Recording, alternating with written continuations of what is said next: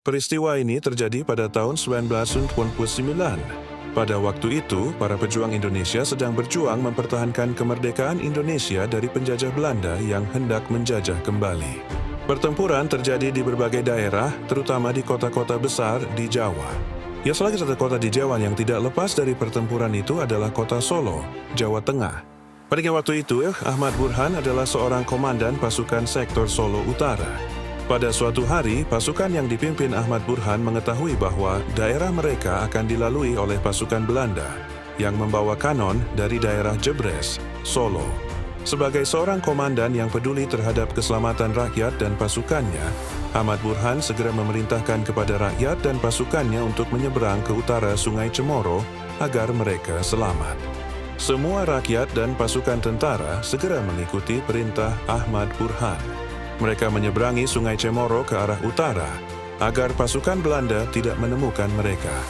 Tetapi ada seorang tentara yang tidak mau menyeberang, yaitu Kapten Tobari. Sebagai komandan kompi, Kapten Tobari berniat mengintai keadaan tentara Belanda. Ia ditemani oleh seorang anak buahnya, yaitu Ahmadi yang baru berusia 14 tahun. Ahmad Burhan beberapa kali memerintahkan kepada Kapten Tobari agar segera menyingkir dari tempatnya dan segera menyeberangi Sungai Cemoro, tetapi Kapten Tobari tetap tidak mau. Tidak beberapa lama kemudian, dari arah timur ada pasukan Belanda yang berjumlah sekitar 15 orang. Ahmad Burhan segera bersembunyi di tempat yang aman sambil mengintip kepada Tobari dan Ahmadi. Dari tempat persembunyiannya yang aman itu, Ahmad Burhan dengan leluasa dapat melihat keadaan Tobari dan Ahmadi yang sedang mengamati. Ternyata pasukan Belanda mengetahui keberadaan Tobari dan Ahmadi. Karena mengetahui adanya Tobari dan Ahmadi yang sedang mengawasi mereka, maka pasukan Belanda segera mengejar dua orang pejuang itu. Tobari dan Ahmadi segera berlari secepat-cepatnya untuk menyelamatkan diri. Mereka berusaha agar pasukan Belanda tidak bisa menangkapnya. Ketika melewati sebuah rumah kosong, kedua pejuang itu segera masuk ke rumah itu dan bersembunyi di bawah sebuah tempat tidur. Mereka mengira pasukan Belanda tidak bisa mengetahuinya. Malangnya, ternyata pasukan Belanda mengetahui tempat persembunyian Tobari dan Ahmadi. Mereka segera mengepung rumah itu. Beberapa orang di antara mereka segera masuk ke dalam rumah dan mencari tempat persembunyian kedua pejuang itu. Tobari dan Ahmadi ketakutan bukan kepalang. Mereka berdoa agar pasukan Belanda itu tidak mengetahui tempat mereka bersembunyi. Setelah memeriksa beberapa tempat di dalam rumah itu, akhirnya pasukan Belanda berhasil menemukan Tobari dan Ahmadi. Mereka menyeret kaki kedua pejuang itu keluar dari dalam rumah sambil menendangi dan memukulinya dengan senapan. Sesampai di luar rumah, pasukan Belanda yang mengepung rumah itu segera bergabung dengan teman-temannya yang menyeret Tobari dan Ahmadi. Mereka pun menghujani Tobari dengan pukulan dan tendangan bertubi-tubi. "Ayo tunjukkan di mana para pejuang pribumi bersembunyi," tanya pasukan Belanda. Kedua orang itu tidak mau menjawab. Suara tendangan kembali menghujani tubuh dan kepala mereka. "Cepat katakan di mana para pejuang bersembunyi," kata seorang prajurit Belanda lagi. Tetapi kedua pejuang itu tetap tidak mau menjawabnya. 15 prajurit Belanda yang sedang marah itu tidak mampu lagi bersabar. Kemarahannya benar-benar memuncak. Mereka menendang dan memukuli dua pejuang itu tanpa kenal belas kasihan sama sekali. Tidak berhenti hanya menendang dan memukul, mereka juga menusuk tubuh Tobari dengan bayonet dari depan perut hingga tembus ke belakang. Darah berceceran dari tubuh Tobari. Bukan hanya itu, pasukan Belanda itu juga membelah kepala Tobari sehingga otaknya berceceran membasahi pakaiannya.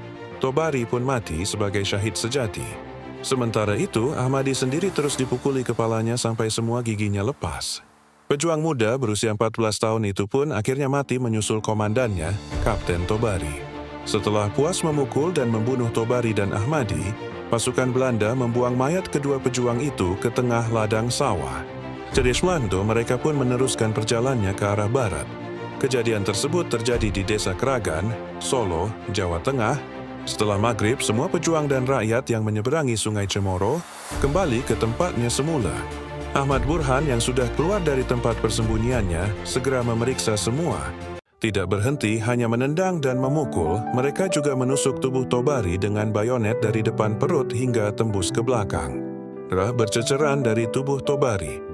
Bukan hanya itu, pasukan Belanda itu juga membelah kepala Tobari sehingga otaknya bercecer membasahi pakaiannya. Tobari pun mati sebagai syahid sejati. Anehnya, bau yang timbul dari darah dan ceceran otak itu bukanlah bau amis seperti darah orang yang terbunuh pada umumnya, tetapi darah itu malah berbau sangat harum. Ahmad Burhan merasa keheranan karena ia biasa merawat orang yang mati terbunuh dalam pertempuran. Tetapi baru kali ini ia menemukan darah dan ceceran otak mayat yang baunya harum seperti itu.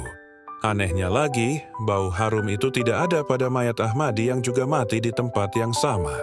Semua lengkap selamat kecuali 2 orang yang tidak ada, yaitu Kapten Tobari dan Ahmadi. Semua orang berusaha mencari mayat kedua pejuang itu, karena Ahmad Burhan tahu kalau kedua tentaranya tertangkap pasukan Belanda. Akhirnya seseorang berhasil menemukan tempat mayat Tobari dan Ahmadi di tengah ladang sawah sebagai komandan pasukan. Ahmad Burhan memeriksa penemuan 2 mayat itu.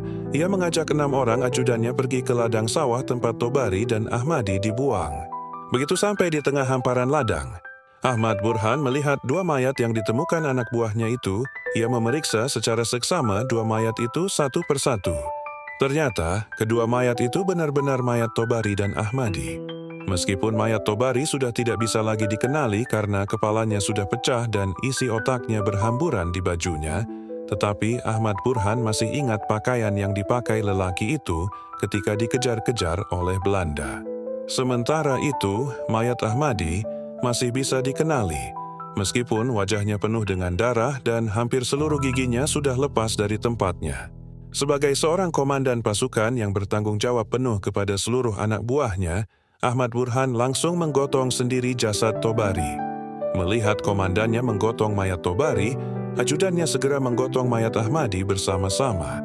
Darah Tobari yang masih segar dan ceceran otaknya menetes di baju Ahmad Burhan, sehingga baju komandan pasukan itu berlumuran darah dan dipenuhi ceceran otak Tobari. Ahmad Burhan dan para ajudannya membawa kedua mayat pejuang syahid itu ke tepi ladang sawah. Kedua mayat itu tidak dikuburkan dulu menunggu pihak keluarganya yang akan melihat dan menyaksikannya. Ahmad Burhan menyuruh seorang ajudannya, yaitu Kiai Ahmad, untuk mengabari ayah Tobari yang bernama Haji Abdul Qadir di daerah Keprabon, Solo. Tolong kamu kabari Haji Abdul Qadir bahwa anaknya sudah mati syahid. Tapi ingat, tolong kamu rahasiakan berita ini dari ibunya, karena ibunya sedang hamil tua. Saya khawatir kalau ia tahu nanti terkejut. Pesan Ahmad Burhan kepada Kiai Ahmad. Kiai Ahmad langsung pergi ke tempat Haji Abdul Qadir, tapi sampai di tempat yang dituju, Haji Abdul Qadir sedang tidak ada di rumahnya. Kiai Ahmad lupa kepada pesan dari komandannya, Ahmad Burhan, yang memintanya merahasiakan berita kematian Kapten Tobari dari ibunya. Karena Haji Abdul Qadir tidak ada di rumah, ia pun menyampaikan kepada istrinya yang sedang hamil tua itu bahwa anaknya sudah meninggal. Karena terkejut mendengar kabar yang dibawa oleh Kiai Ahmad, kandungan yang ada di perut istri Haji Abdul Qadir langsung keluar dan bayi itu pun langsung meninggal. Setelah lama ditunggu, akhirnya pada malam itu juga Haji Abdul Qadir datang ke tempat mayat anaknya, Tobari. Datang bersama seorang saudaranya yang bernama Adnan. Beliau menyaksikan mayat anaknya dengan sedih dan pasrah.